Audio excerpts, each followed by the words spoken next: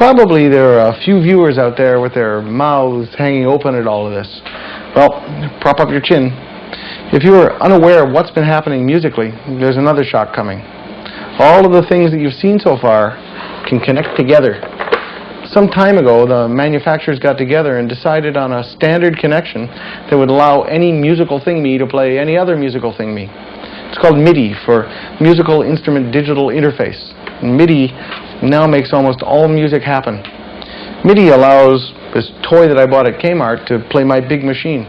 It allows computers to store and edit instrument voices. All serious music equipment and a surprising number of musical toys now have MIDI sockets. The existence of MIDI has created little boxes full of instruments that can add on to another machine. This little box has 240 built-in voices and can play up to 8 notes at once. Not a lot, but that's enough to add, say, a bass line, a 4-person trumpet section, a 2-note vibraphone, and a solo kazoo. It costs less than a television set. What we have here are sound modules, and these are the brains of the keyboards.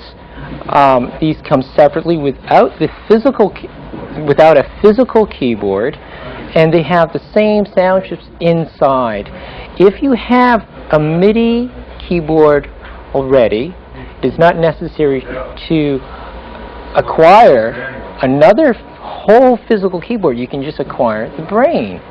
And via MIDI, through a sequencer or a computer sequencer, you can trigger the sounds out of these modules. And all of these can be used in conjunction with each other or separately via another MIDI keyboard or sequencer and or computer sequencer.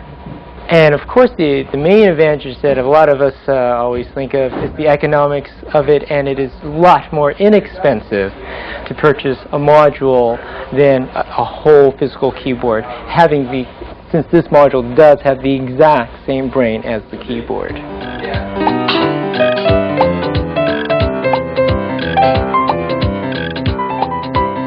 Harry Forbes likely has more MIDI plugs than you do. Harry's been providing the music for my programs for more than 10 years. It's also thanks to Harry that the world knows what an Aniston headache sounds like, but everybody needs a day job.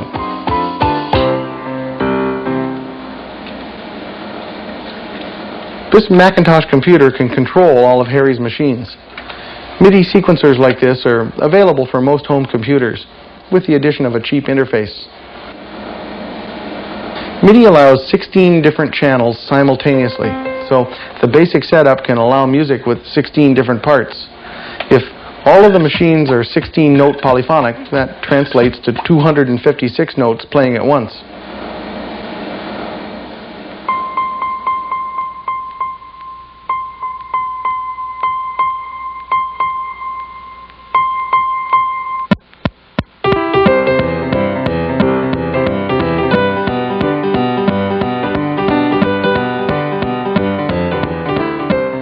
The computer does all of the things that you would expect. It gives the composer the equivalent of a word processor, with cut and paste, copying of a repeated phrase, and so on. A score could be written entirely with the mouse, but remember, the MIDI interface works 2 ways. Harry can play a part right into the written score.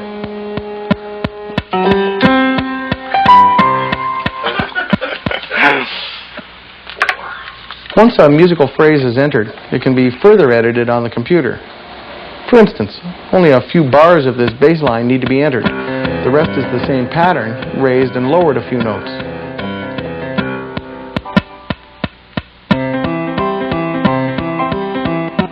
MIDI only knows which notes, how hard they're struck, and how much the pitch is bent. The synthesizers mimic the instruments, so the instrumentation can be changed at any time. Maybe that honky-tonk bass line would sound better on a glockenspiel. Okay, so it wouldn't, but we could. The musical score can be printed on paper if you like. Harry Forbes is a modern-day one-man band. As a matter of fact, you should watch out. He might be arrested for conducting himself improperly.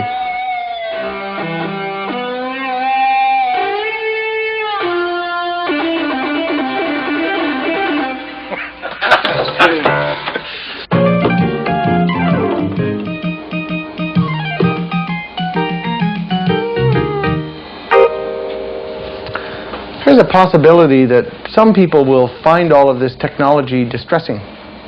We don't really want little black boxes that sound like a fine natural instrument. There are some benefits. I can play a beautiful sounding piano or a pipe organ at 3 in the morning without disturbing anyone. And I'll never afford a $250,000 grand piano, but I can have a properly weighted 88-key MIDI controller and samples of that piano for the price of a small upright. All of the things you've seen in the program are available for home use too, often in fine furniture cabinets for the living room. Technology's even turned Junior's toy piano into a sophisticated computer. By the time Junior's 5 years old, he or she will know more about the difference between rumba and salsa rhythms than you do. Don't be distressed. People still have to make the music. These things are just the tools. As a matter of fact, there's a good chance that the next Bach or Brahms is sitting in a diaper right now, getting sticky little fingerprints all over a machine a lot like this one.